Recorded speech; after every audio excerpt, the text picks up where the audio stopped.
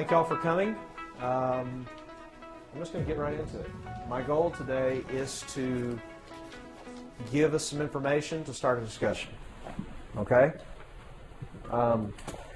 Since we are recording, I just want mainly people who are going to be watching this on the internet to know that I've got some credentials to back up what I'm talking about. I've been doing FileMaker for a long time, Platinum Partner, Authorized Trainer, Certified Developer, yada yada.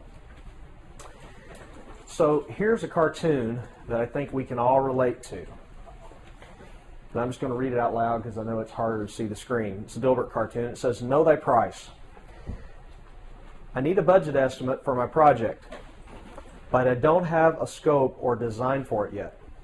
The other guy says, "Okay, my estimate is $3,583,729. The guy looks back at him and says, "You don't know anything about my project." The other guy responds, "That makes two of us." Does that sound familiar? Okay, all right. Another one, danger of budgets. "This invoice is for twice as much as you bid." The other guy, "You wouldn't have given us the job if we told you how much it was really going to cost." And then he adds, "If it makes you feel any better, all the other bidders lied too. We're just better at it." Yeah. Sound familiar? Yeah. Okay. If these two cartoons illustrate some common stories that I think everyone in this room has run into, then this topic has relevance. I want to throw some questions out to you, and here's my goal. I'm going to ask you these questions now, and I just want you mentally to note what your answers are. I'm going to come back at the end of the session. I'm going to ask you the same questions again, and at that point, I'm going to tell you what my answers are, but I also want you to note, have your answers changed? And if so, how? And are they different from maybe what I say? Okay? 3 questions. What do your customers buy? No answers out loud. Just think about it. Jot it down if you want to. Second question. Are you a consultant or a developer? Third question. Are value pricing and fixed pricing the same? Okay. So let me tell you a bit about my journey to value pricing. And some of you may know this. At DevCon back in August, I was on a business panel with Jonathan Stark, Molly Connolly, Jesse Barnum, Matt Navarre moderated the business panel, and I was the advocate for hourly billing. Jonathan Stark was the advocate for value pricing, and Molly and Jesse were kind of caught in the middle. Were you assigned that position? I took that position. Yeah. I picked that position because that's where I honestly was. Yeah. The one thing I recognized, So you're a flip-flopper. You're born again. I'm a switcher. Born again, probably is a much better phrase. In fact, I use the word conversion here on this slide. I recognized that hourly billing was an artificial limit on my income. And that was the one reason I took a look at value pricing. I began to study value pricing as an alternative in September, and I put well over 100 hours into this study. In November, I recorded kind of a follow-up to the DevCon presentation. Again, Matt moderated between Jonathan Stark and I, and one of the themes of the podcast was my switch and why. So you can get recordings of both the business panel from DevCon as well as this follow-up podcast on the FileMaker Talk website. For a fee. For a fee. Same price as Buzz and Air. That's right. Here's the thing. I've made a commitment to convert my business completely to value pricing in 1 year, and that year's already started. And I'm on that journey. We have already closed some value pricing deals. Okay? So I'm standing up here to say I've been possibly where you are, I've made the switch, and I've started my journey, but I'm committed to it. What is value pricing? I thought about giving somebody else's definition, and I finally said, you know what? This is a FileMaker community. I'm going to give you a definition that I think fits the people in this room. This is my definition. Value pricing is a shift from what this will cost the developer hours to what ROI it will generate for the customer value. By starting with a conversation of why do this, instead of how to do this, you change the basis for the definition of scope, not eliminate it. Okay? Does that make sense? Now we're going to dig into this. If I had to sum up value pricing in 3 steps, and this is a simplification, but a 3-step process, determine how the customer perceives value. Set a price that matches that value. Then, and only then, at step 3, determine if you can deliver the value at the price for a profit. You'll notice a subtle shift here. We first determine essentially price, and then we look at cost. Hourly billing versus value pricing. By the way, you notice I don't call it value billing, although you will hear that term. I'm making a deliberate choice to say value pricing because pricing is something that happens ahead of the time. Billing is something that happens after the fact. I'm not billing, I'm pricing. And as you study the art of value pricing, you will learn it is an art and a science. And there are people who study pricing just like there are people who study how to cure cancer. There are people who study it that seriously. So here's a quote. And by the way, this is from economic theory. You know, I didn't know this until a week ago, but the idea of hourly billing, it's a Marxist idea. Okay? You said it like it's a bad thing.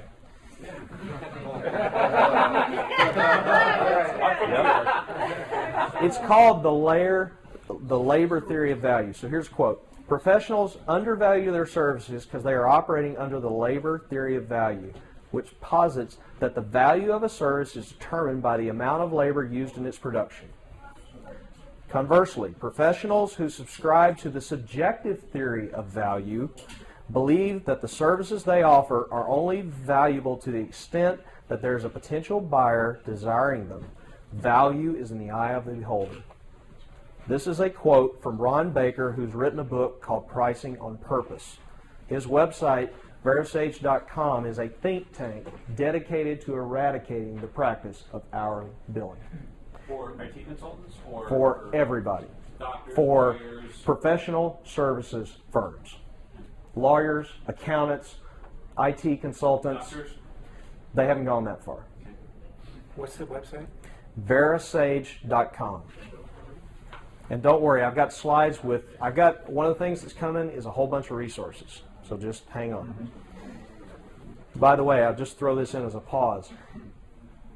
One of the senior fellows at Verisage.com lives in my hometown, and I had lunch with him on Monday of this week. Okay? So I've been able to reach out and touch one of these guys and engage in a conversation. Yes? You said that that's one their purpose. They don't do that, right? They don't. Are they a company that charges for professional services, or are they doing this to educate the rest of them? Both. Yeah, okay. Some of them, the Verisage themselves is more like a nonprofit think tank, but the people that are members of it do consulting and things, helping people learn how to implement this in their businesses. They have a lot of free resources. So. They put the book as well. Yes, and I'm going to show the books here in a second. Fixed price for the book, or is it value based? I guarantee you, the book costs more than other books you would buy. I'll put it that way. All right, I'm going to debunk a myth here. Time is not money. It's another quote. This is why I prefer Oscar Wilde's quote to that of Benjamin Franklin's. Time is a waste of money. Value is in the eye of the beholder, not the time of the seller. Again, Ron Baker from Verisage. Talk about commitment to value. There's a famous consulting company, McKinsey & Company. Before the famed firm, McKinsey & Company will accept a customer. They claim they will have to provide at least 3 times more in value than the price they charge. What would happen if all professional firms were to use this approach? Now think about that. They make a commitment that if you're not going to get at least 3 times in value out of what you pay, we will not engage you in business. That's a pretty bold statement. There are significant advantages to value pricing, and I started to make a slide with all the advantages for the customer and all the advantages for the consultant, and I realized that was going to take up too much time. So I'm just going to give you one example. One advantage to the client. This is a quote from an attorney in Boston, a guy named Jay Shepard. He has a boutique law firm. They specialize in employment litigation. They try to help settle disputes between employers and former employees before they get to litigation. Okay? They do value pricing.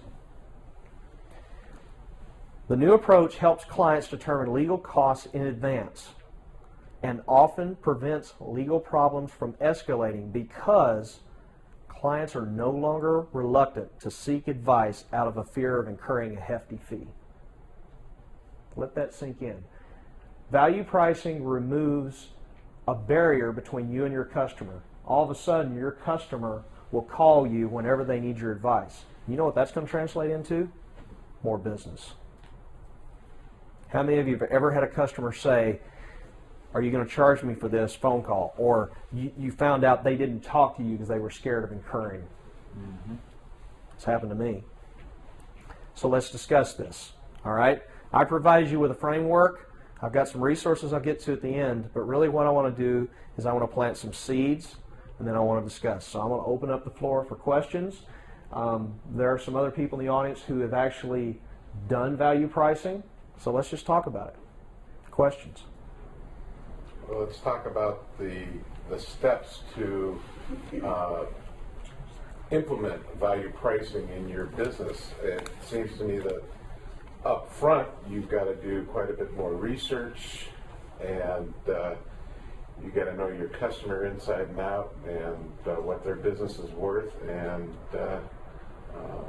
how you can make them money as well as yourself. Yeah, and to piggyback on that, one of the things that we do, even with an hourly model, is you spend time, just like that Dilbert cartoon suggested, you spend time figuring out what it is that they want.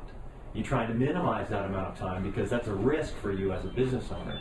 It's a risk for you to spend that time to just get the bid out on the table because you may not get the job. So you want to try and minimize that. What has been your, I think maybe the question is, what has been your experience with the difference in these two models with respect to how much time and energy you put into that initial discovery? Okay. Let me maybe treat it as two separate questions. And so the first question I would take is, what are the steps I take to do this? Okay. Yeah. And maybe your question is, how does this affect the start of the sales process? Yeah. Okay, so let me address both those things. How do you get started in this? The first thing is you need to study it, and if you're going to do it, you have to embrace the principles of it wholeheartedly and make a commitment. You can't do it half-hearted. Now that doesn't mean you have to start with everybody at once. Pick one client, preferably a small project, and try it. Okay? But you have to fully embrace it. You need to study this. Don't go out next week and try to do your first value pricing project. Spend some time. I spent at least 6 weeks of in-depth research. Let me show you part of what I mean by in-depth research. You probably heard Jonathan Stark mention this author, Alan Weiss. Alan Weiss is a management consultant who's probably the godfather of value pricing. Now, he calls it value-based fees. I prefer the term value pricing. But this book is $40 to $60. It's hardcover. It's available on Amazon. Read this. That'd be one step. Okay? If you want to go a little deeper, because Alan just basically says, you need to do this, okay, and here's some steps you can take to implement it. Here's what it might look like. If you want to get deeper, you know that slide I showed about the labor theory of value and the subjectivity theory of value? This book, Ron Baker, Pricing on Purpose. See the difference in thickness? The reason is Ron Baker is an accountant who went back and trained himself as an economist, and he researched the economic theories behind it. So if you want to go back and know why value-based pricing makes sense, I mean, you really want to study it, you want to know really why, this. And how much? 40 on Amazon, 45 on Amazon. So it's not, okay. Okay. Now, the guy that I had lunch with on Monday, the senior fellow at VeraSage, a guy named Ed Kless, he actually recommended this book, which I haven't had a chance to read yet, but I get what it's talking about. The answer to how is yes. Because isn't that the question in most of your minds right now? How do you do this? The answer to how is yes. What he's saying is you need to understand the why behind it. How will follow why. Okay? This would probably also be a great read. Talk to me in a week and I'll tell you if I can still confirm that, because I'll have it read in a week. All right? So to answer your question, I kind of use that as an opportunity to introduce these resources, but to specifically answer your question, step one, study it. If you're committed to it, then decide to try it with a small project. Okay? That would be my first 3 recommendations. Okay? Your question, Charlie, about the sales process. The epiphany that I had this week when I had my conversation with Ed is that the sales conversation with the customer, first, words out of your mouth don't have to be there, but you definitely need to steer the conversation there almost as quickly as you can, is to get away from a discussion of what and how to a discussion of why. I need a CRM system. Why do you need a CRM system?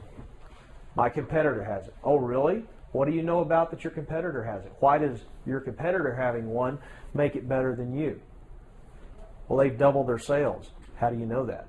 Are you losing sales? You see what I'm digging for here? I'm digging for some metrics. I'm digging for what's the impact on the business. Why would you even pick up the phone and consider spending the thousands of dollars that you're probably going to invest in this project? Why? Give you an example. I talked to a customer in the last week. I was on the phone with a small company, 8 people. I say that because when I tell you I'm on the phone with the president and COO, it sounds real fancy. It's an 8-person company. You guys all know that those guys are still in it doing the day-to-day work, even in a small company like that. Some of them are sitting in the room. So I asked him point blank. So part of it is just having an arsenal of questions, kind of having some approaches to draw this out. The one I used with him was, I said, look, we're going to invest, some thousands of dollars in this. How are you going to know we're successful? Now, he didn't immediately answer it. I kind of had to follow up with a couple questions to probe, but what I got out of him was, I want my quotation guy to be able to do double the amount of quotes in the next year, because our business is going to double. So guess what? I'm looking for value. Not the only way to measure it, but one way is, okay, he just saved the salary of a second person. I can estimate what that guy's salary is. Now, I may not get it right on the T, but I bet I can get within $5,000 to $7,000. See where I'm going with that? Okay? So that's what I mean by transitioning that discussion to why. It's a different way of thinking rather than something extra that you're having to do. Exactly. And I'll be honest, I'm going to go out here and say, I've found, even in the short amount of time I've been doing this, that once I start thinking about why, not that scope is not important, but it's not as important. I don't worry about scope as much. Because if I'm focusing on why, scope will follow.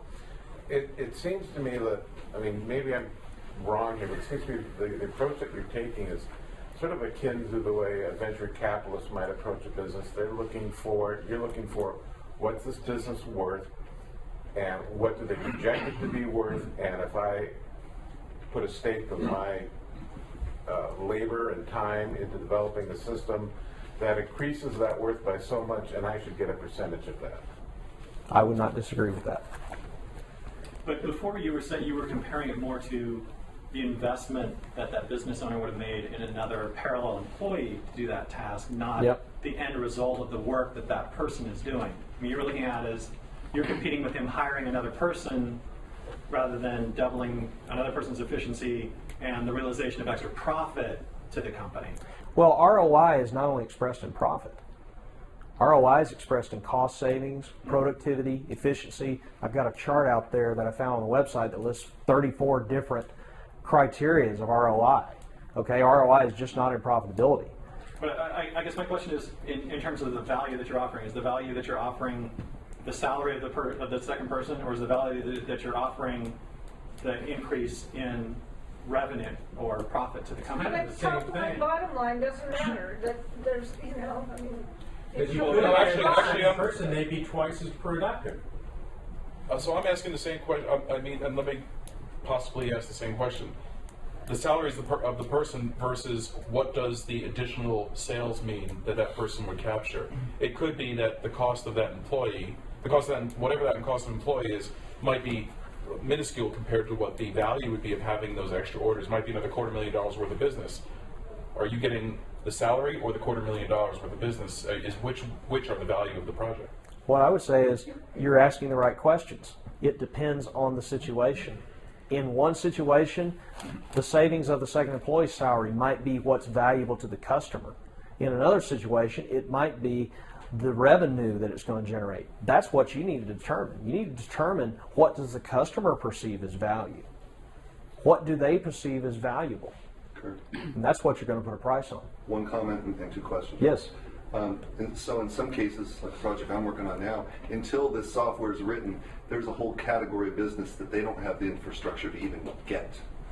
They're selling insurance policies. They can't sell them to groups because they have no way of documenting it, and they can't do them individually because their customers can't handle the way that we'd be invoiced. So the whole category of business comes in just by having the infrastructure.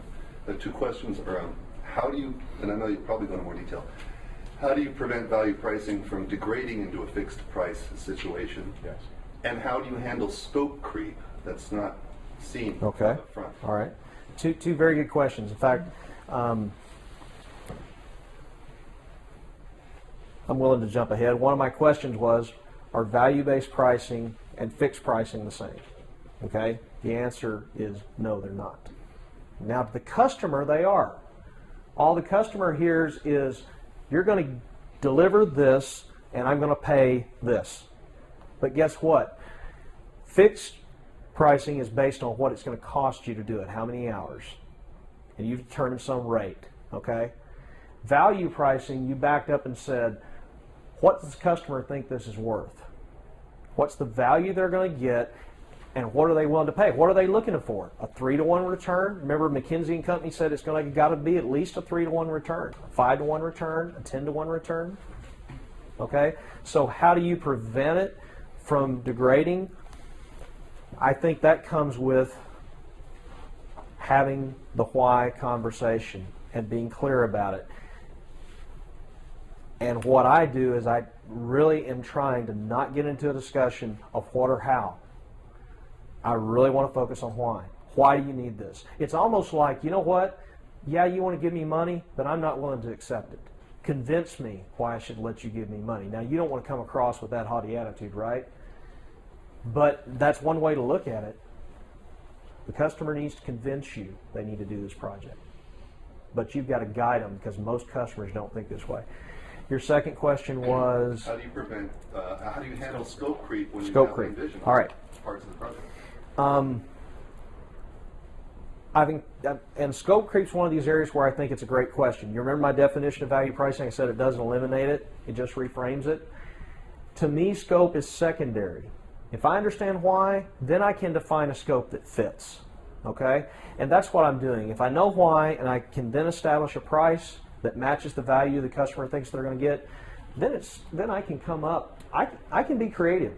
I can find a way to solve that problem and do it within a price that they're looking for. I mean, perhaps those additional requests that come to you can also, you might also try and put them into, or they may also be in another category of value. They're asking for some new feature, some new set of reports or something else.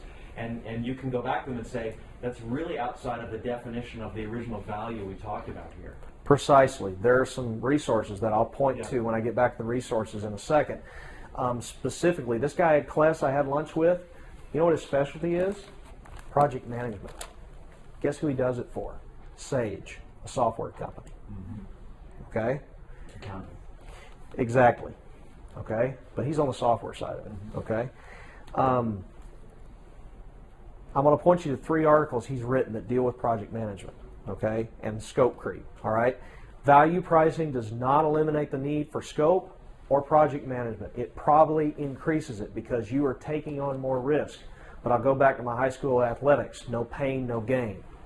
Yes, you are taking on more risk with value pricing. But if you educate yourself to the risks that you're doing, the rewards are tremendous. You go to the Trailblazers section of the VeriSage website, you can read story after story of accounting firms, law firms, other professional service firms who adopted value pricing. Their revenue goes up, their employees are happier, their clients are happier. All across the board, it's a win. Yes? I think the critical thing when you're talking about scope to consider is that clients are not going to be asking for another report if you correctly have defined the scope. Because a report isn't, your end game when you're looking at value pricing is the ability for, in your case, that employee to process twice as many. Well, if a report is helpful along that, that's not scope creep. If they're asking for something new, so now if they're asking, if you've started implementing the system or you've shown them beta, they're in testing, and they say, in their head, you can see the wheels turning, and they say, the receptionist can do this, now the receptionist needs to be able to do that. That's either scope creep or it's a different project, because that wasn't specifically the project that you were discussing. That wasn't the value that they were purchasing, was for the receptionist to be able to do the same job. I mean, that may mean a myriad of things, but that's not it. So scope I think scope is just as important as value pricing. I mean, it's up there. It's almost, I think there's a debate to say it's more important.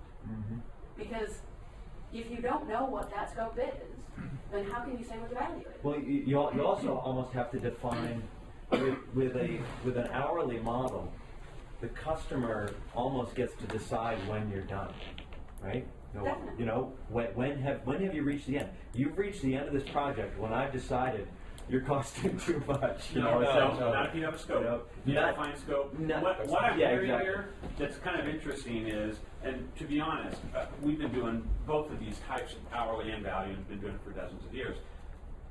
What you guys are framing as good consulting practices, which is asking why, and having a defined scope and having a good build spec or whatever, those are not indigenous to one or the other. They should be a part of whatever you do. Right. You have good. I hear the guys talking about agile development and poo-pooing waterfall. We do both. And the guys in agile say, oh, well, there's good communication and it's iterative. You can absolutely do that within the framework of waterfall development as well. Is that fair to say? You can have good communication and iterative builds and so forth and still do that type of thing. So they're not mutually exclusive. The 2 or 3 questions that I have for you to challenge you on this, because I know some of the problems that come along with this. Our world is a market or a supply and demand based economy. You know, how much does the Toyota Prius cost? Well, it's high in demand, so it's above the sticker price, right? We see that. That's what everybody in the world is used to. You go and start shopping for body shops, for doctors, or lawyers. 95% of those people are going to have a commodity based. This is what the market will bear. Yep. If you're a developer in Alaska and the only guy in town, the value to this client is $5,000 for this thing that you're going to build him, but you, on the other hand, are going, I'm the only guy in town and I can jack that up. So I can walk away from that, and I get that. But the other end of the scale, you've got to sit there and compete. You've got people in this room that are competitors. And if you're changing the scale and saying we're going to do it value-based, and let's not pay attention to that, but the reality is you got multiple people that are maybe, you guys have a number of people in your firms. What's the scale that you're using for measuring this? You send 5 developers out to 5 different customers and go, come back with your value-based pricing, and you came in with something that's vastly different than you, right? Is that fair to say? What if you're 2 customers? We have customers getting together all the time for events. Do I want 2 customers that have slightly different income levels or different ROIs to go, we bought the exact same solution from these guys, but we spent $20,000 more. I don't want that happening. I don't want to have that explanation in some of those situations. So I think your thoughts. the part of your question that I think is most pertinent is, how does value-based pricing work in a competitive situation? Okay. My first thought is, And a multi-tiered organization. My first thought is that even in a competitive situation, I'm not the same as that other person. I have confidence. That's a sales technique, though. You can say that about our. No, I would argue it's not a sales technique. It's not a sales technique. I am not you. Right. You are not going to deliver the same solution I'm going to deliver. Sure. It is, so part of it is me knowing who I am, knowing what makes me unique, and then, yes, being able to sell that. True. Right. Okay? But there is value in the fact that I'm on the project versus you. Sure. Okay? So that's the first thing. Yes, if you're in a competitive market, yes, you can't get away from that. Okay? You're dealing with some corporations, with purchasing departments, the professional buyers. Does that make it harder? Yes. Well, guess what? That's just the world, so you're going to have to live with it. You walk down the row of car dealers and they're going to go, how much for this, how much for this, how much for this? You've leveled the playing field by doing that. So for you to say, how much have you got, or what's this going to save you before you get your wallet out, how much you got in your wallet right now, or what is this going to save you for next year? Nobody else is going to ask those questions. People are going to be resistant to wanting to even answer that in some Well, the car shopper though is very the car shopper is very price motivated though, Sure. right? Because you're talking about a commodity. Get a contract. I can buy a House. Nissan Sentra from this dealer or this one, and Sure. it's the same thing. Sure. So House remodeling. I'm not so sure that the analogy continued. You House know. remodeling. They got two guys. House remodeling is a little bit different. Yeah. Yeah. So they've got fixed prices for dollars per square footage that I'm going to add on your house. They're very generic, but if you want the granite or the marble. And so you sit there and say that, but at the end of the day you go, I'm going to get a nice new house or a new add-on to my house. Is the value that this guy is presenting to me any better? If they're both equal builders, where's the value? I think that's the key there. If they're both equal builders. And Sure. I would say that the key to this is to know, to bring something else to the table and know what it is you're bringing to the table. Sure. In other words, there are lots of FileMaker developers who want to do FileMaker development.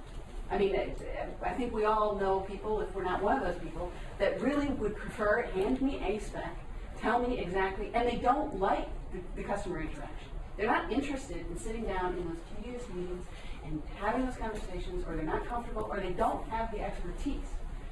I think the key to value-based billing, and the reason that it's much more prominent in the consulting business, is the key is the consulting.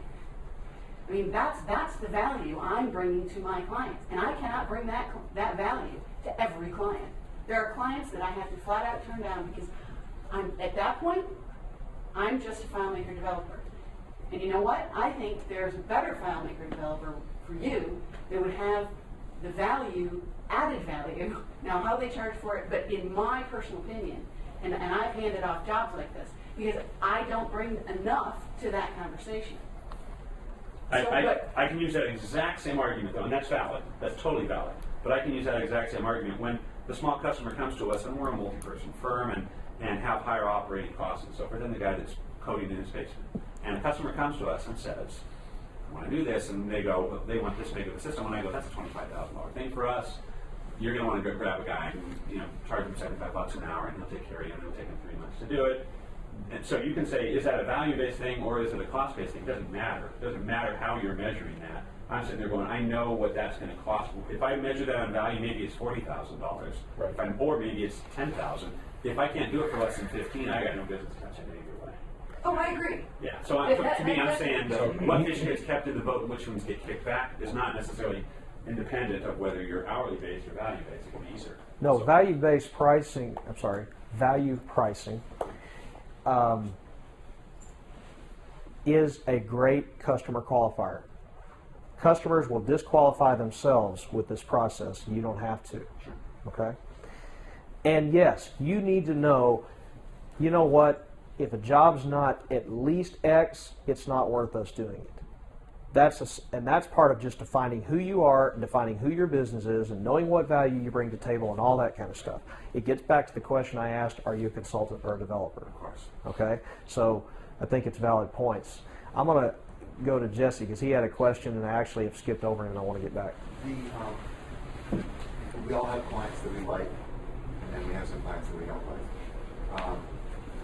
Do you feel like the value billing thing will work well in both of those situations, or do you think it really is only good for those nice guy clients that are understand the work that we do and that kind of stuff, or do you feel like it's applicable to, I don't mean dishonest clients, because we shouldn't be working with dishonest clients. I mean the clients that are always needling you and pushing for more and saying, but you said it was going to do this, or I thought it was going to do this, or I needed to do this, or something like that. Do you feel like value billing can work with those kinds of clients that are just a little bit unpleasant?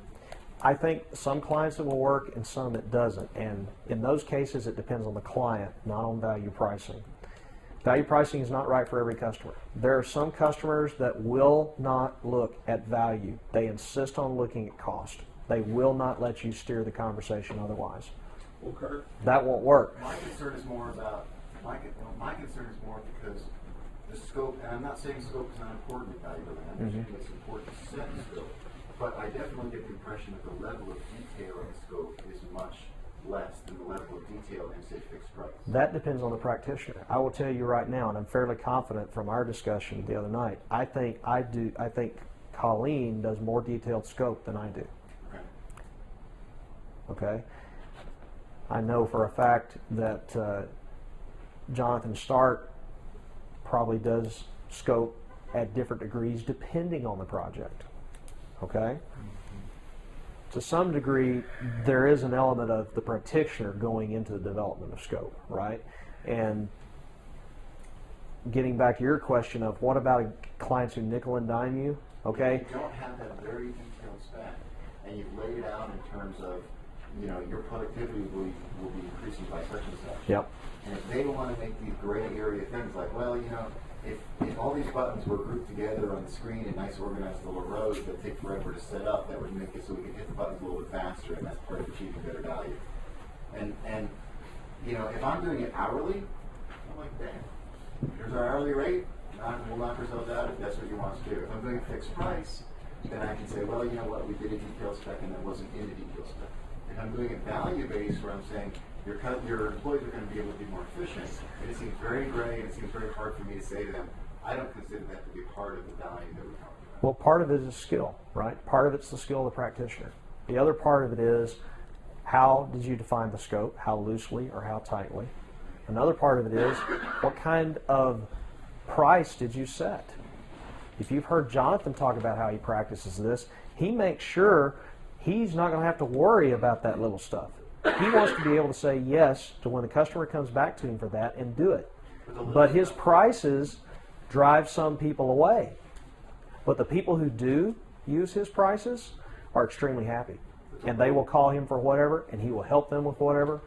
That's it. That's really, you could get into trouble no matter what pricing model you use. In other words, if you're hourly billing and someone says, actually that needs to be tweaked here, that's not quite the right shade of blue, not on my and you go over that, you're likely going to end up in some kind of a situation with that client, regardless of billing method. Either they're going to say, I'm not going to pay you the 4 hours that it took to change the tone of that layout because it wasn't right to begin with. I mean, I don't think that that's unique to this at all. It's critical, and you're going to learn different. I've learned different sets of skills in how to handle those, how to see those problems coming to begin with. Now, is it strictly based on how I price? Probably not. I've just been around doing it long enough and I've stuck in it, enough time. But I don't think that's unique. I would say it can apply to every client. Is it right for every client? No. But FileMaker isn't right. So you have to find the right fit. Is it fair to say, and I think I'm trying to kind of meld a little bit of both of what Jesse was asking and Colleen's saying, if you have a really good, if you've done your homework, done good consulting practices, asked the whys, figured out what the ROI is, which we do as well. Right. I don't want you to think for a second that we don't. That's I know your style of business, and I know you do it. And if you have a detailed spec, and we're going to give you this, and it's going to provide this, and we're figuring out what the architecture is behind the scenes to go, okay, there's a web front end, and we need this and that and the other thing. If we've done our homework and we've got a detailed spec, and you now look at that and go, this is 500 man hours, and that's what our cost is, and what's our profit margin need to be. That's one answer, right? There's hourly, if we wanted to stick this in an hourly factor, we could just say we're done when we're really done, because we can say we might have estimated high or low. You could also say this scope of work is going to yield this benefit to this customer, and what is the ROI on that, and let's use that. So regardless of which one of these pricing methods you use, the detail that goes into what are you evaluating needs to be thorough in order for you to evaluate those fairly. Well, I would argue whatever pricing method you commit to, you got to be 100%. And if you listen to the podcast I did back at DevCon, anybody who heard me on that panel knows I was 100% hourly, right? Okay, and Jonathan was 100% value-based. You have to have that level of commitment first. I want to come back to one thing you said and one thing you said. Ron Baker, the guy who I'm quoting a lot from VeriSage, Baker's Law, bad customers drive out good customers. Bad customers drive out good customers. By keeping bad customers, you lose good customers. Alan Weiss says every 1 to 2 years you need to fire 15 to 20% of your clients. I just raised my rate, and that just. And it's I good think for Commissioner stress. Navarre It's does really the same good thing for too. stress. All right? Okay? One- I've got a couple of questions. Yeah. Jason's in a more painful position, so I'm going to let him go first. Actually, one quick one and then one more detail. Do you share the scope with the client after the project is accepted? Curious. Yeah, I share the scope with the client as part of my proposal. Okay. So is it as detailed as it had been when you were using a different billing? No, I understand. no. My proposals are 2-3 pages, Okay. and I present options. And they used to be longer? Anybody familiar with, for doing hourly billing, it's a great tool. You used to work with her, and I'm drawing a blank. Doc Builder that Debbie created. I used to use that. Okay, and I was estimating every deliverable, how many hours, these long quotes, and customers just kind of glaze over. It's like the same thing when they get my invoice that has all the hourly time, and it's just like. The follow-up I had was part of the debate about this from DEFCON and stuff was the idea of sole proprietor could deal with this because they understand their own talent. Yep. They know what they can achieve. And one of the hard, I think, things for people who work with multi-developer firms is there a difference in the approach based on the resource that you think you're going to have available to do it? So if I have a junior developer who's going to be available to do this, or I have a senior developer, is that considered at all? So let me maybe expand your question a little bit to what's the difference between implementing this as a sole practitioner versus a company with multiple developers? First of all, there is plenty of evidence in other fields. Now let me say value-based pricing has gone further in the legal and accounting fields than it has in software.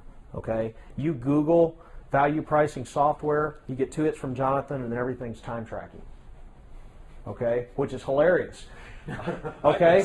Because value pricing is the antithesis of time tracking. Okay? But when you look, and so I had to look at other professions. And when I look at accounting and legal, the people who've been successful with it, they completely ditch timesheets.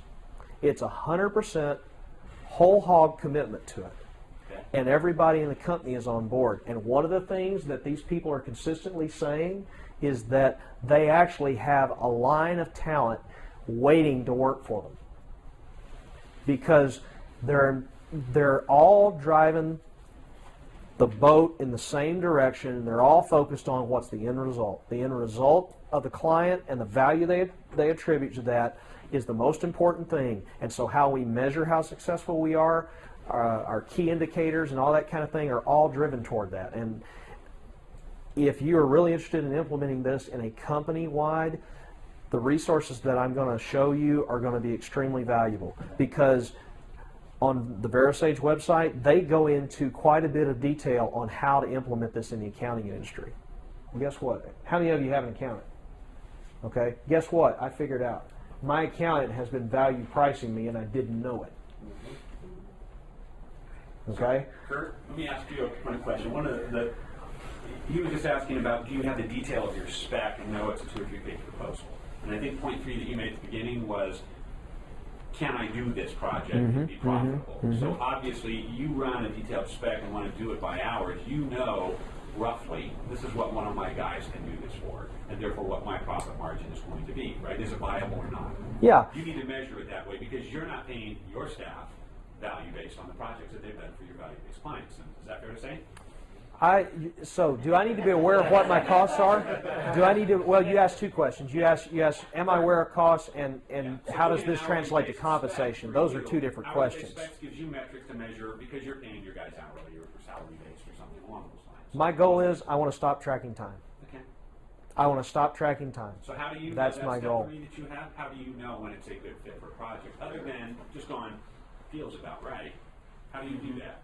Because that's not the way the accounting world or the profitability P&Ls and balance sheets work. Well, you've got to sit there. so for example, in the accounting world, one of the things they do in a multi-person firm is one of the things they'll say is appoint a CVO, a Chief Value Officer, somebody who their job within the organization is to make sure that the concept of value and pricing is being applied across the board and make sure that the whole company is aware of how we price, why we price, educating everybody. Jim Collins says in his book, Good to Great, it's more important to get the right people on the bus first and then decide where the bus is going. So my question remains, step 3 of your opening Yep. slide. Yep. How do you know when it's a good project for you? Because I'm the CVO of my organization, and it's based on my skill and my experience. Okay, but what are the metrics that you're using?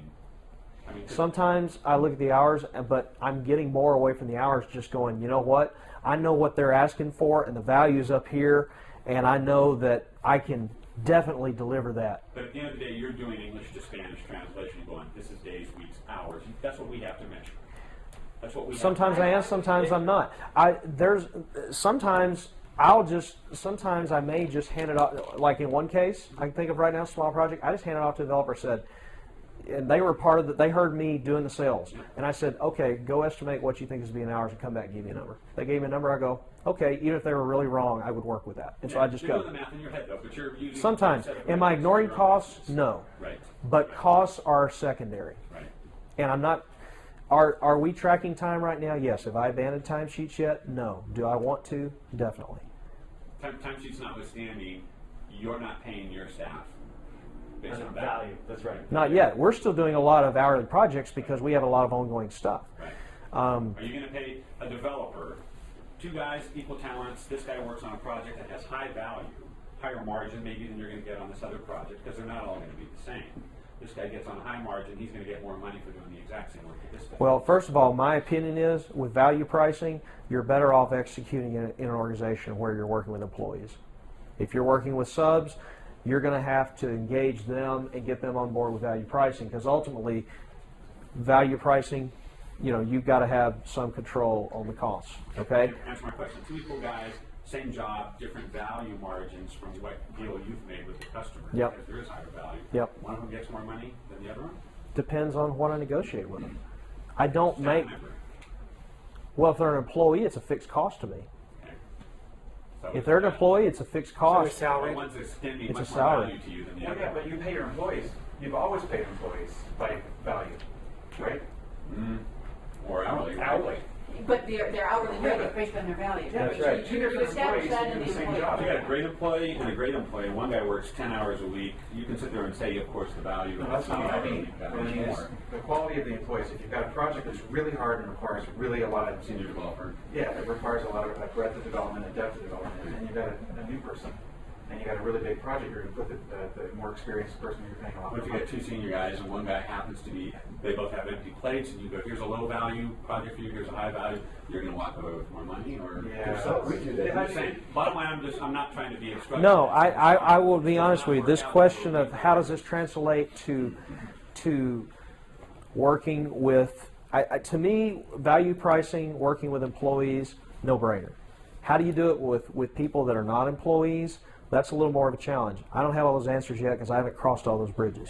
If I could It's all right for the discrepancy. just to fill in a blank on that example, it seems to me value also depends on resource allocation. So the person who's doing the project that brings in more money may have parallel value to the person who's bringing in the lower income project, because both projects need to get done. It's a resource allocation choice. So they're equal value. They are the projects that need to get done by the staff that we have now. So I don't think the example, I don't think the way you're defining value in that case breaks the model. All right, let me go to Bob because he's been trying to ask his question for 20 minutes. Okay. Jesse said something. That's okay. Jesse said something that I thought was interesting. I got a call this morning from somebody 3 hours away. Don't know this guy. Work with another consulting firm. I don't know. Anyway, I'm going to talk to him Monday. I don't know him from Adam. How do I make the determination in a conversation or two whether he's a good candidate for value-based, for value pricing, or Try to have the why conversation. Will he go there? Okay, well that brings up my second question, because I've learned I've learned in my life that I try to get somebody who's going to pay me money to commit first to how much they want to pay. Let them speak first. It's a great negotiating tactic. Let them commit first, because they might offer me more than what I was expecting. So, how do you go from talking about the scope of the project? Do you commit first? Do you say this is what I think the value of this project is, or do you let them do it?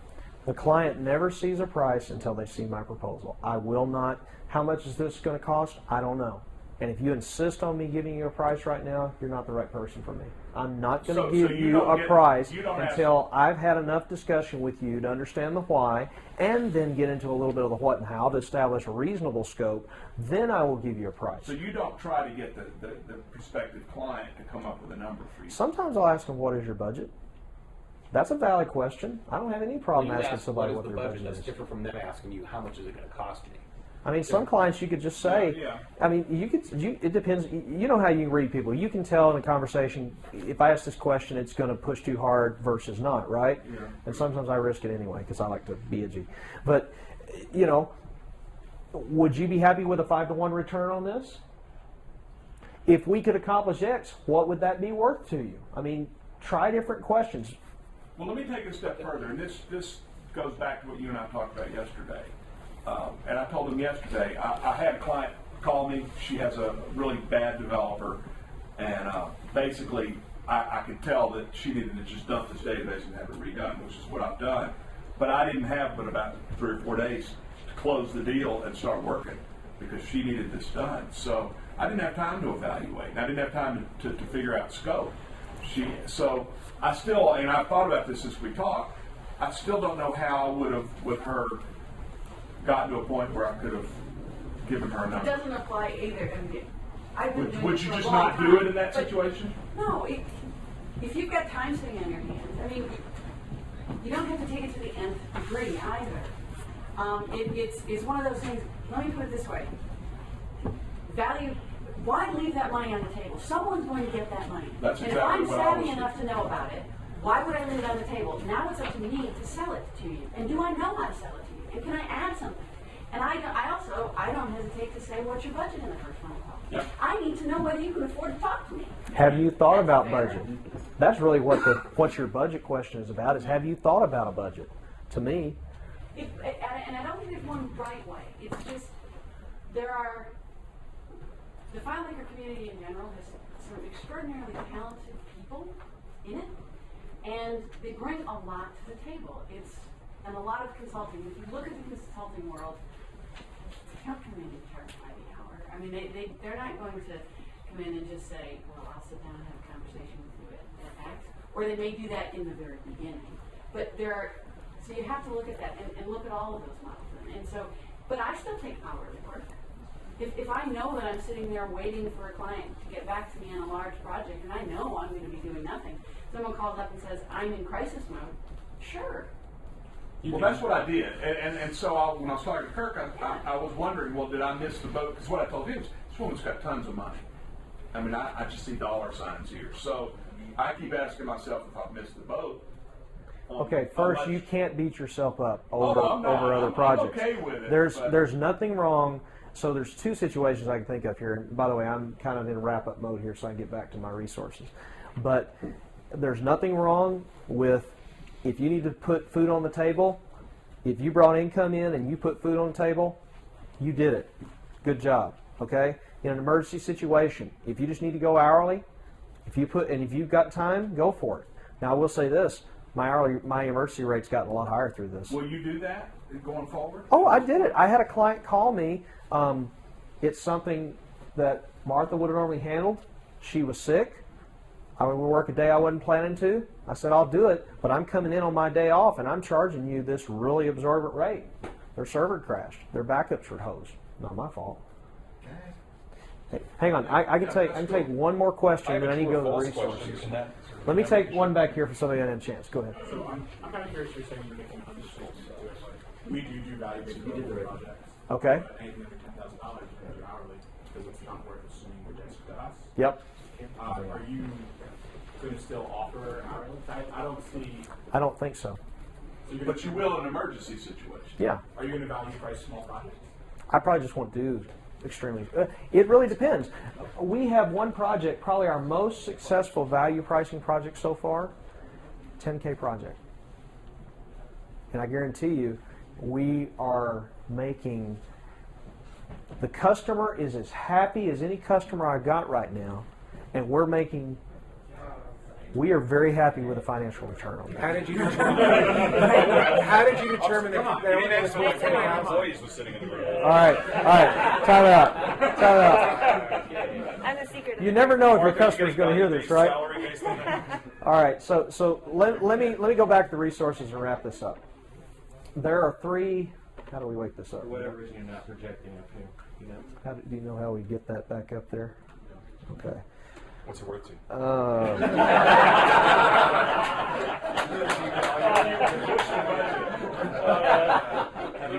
a budget. Unplug and replug. Go to the Apple menu, go to System Preferences, and choose Detect Display. Okay. All right. I was doing detect displays. Oh, Geek Squad.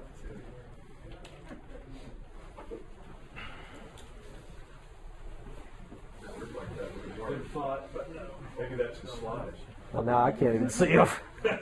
Value went down there. All right.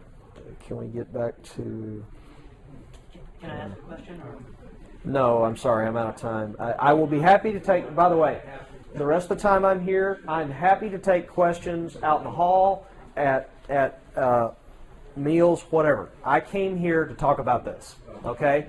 And to be honest, I came here to let some of the brightest minds in the business poke holes in it. Because if I can get better at this, then it's just going to improve my business. So let me get to the resources here.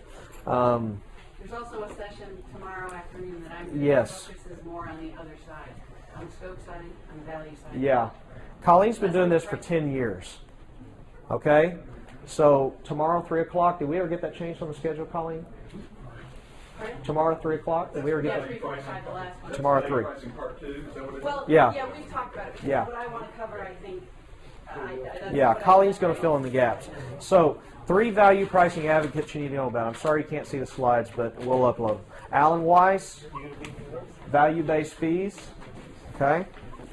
Ron Baker, pricing on purpose. And then our own Jonathan Stark, who's written several articles on his blog about value pricing. By the way, Jonathan has been using the phrase value-based billing. He's switching to value pricing. Okay. By the way, Jonathan and I have been in constant dialogue over the last 4 months. Okay. You didn't mention the Peter Block book. What? The Peter Block book. Yeah, the Peter Block book is not about value pricing. But if you're still stuck on how do I do value pricing, then you need to read this. Because the answer to how is yes. He's also got another really good book called Flawless Consulting. It's an excellent book. Yeah, it's not in my list of resources. All right, top 10 resources. I'm just going to go through these real quick. I need to explain them, okay? All about T&A. Timesheets and answers, okay? All right?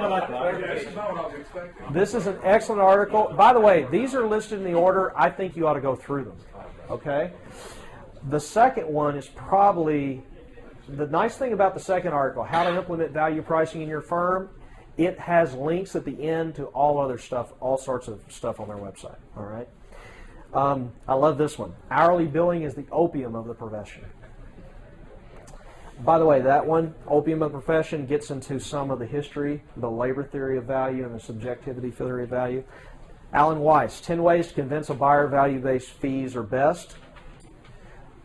The appendix to this book, Value-Based Fees, this is resource number 5, is 101 questions to ask in any sales situation. Guess what 10 of the questions are? The subject title is how to determine value. Another section, how to determine metrics. Another section, how to determine objectives. Okay? And by the way, that you can download those 101 questions in a PDF off his website without having to buy the book. Personally, I think you're going to be lost on the questions if you don't have the context for them. But So how do we get this page or? On the wiki? I don't know that, but we'll put it out there in the blogosphere. Determining value-based fees for software projects. This is a dialogue between a value-based consultant in Britain and an IT consultant in the U.S. Okay? It's a 4-part thing. Here's great. Probably everybody here will go to this just because we're all Apple fans. What if the Apple Store billed by the hour?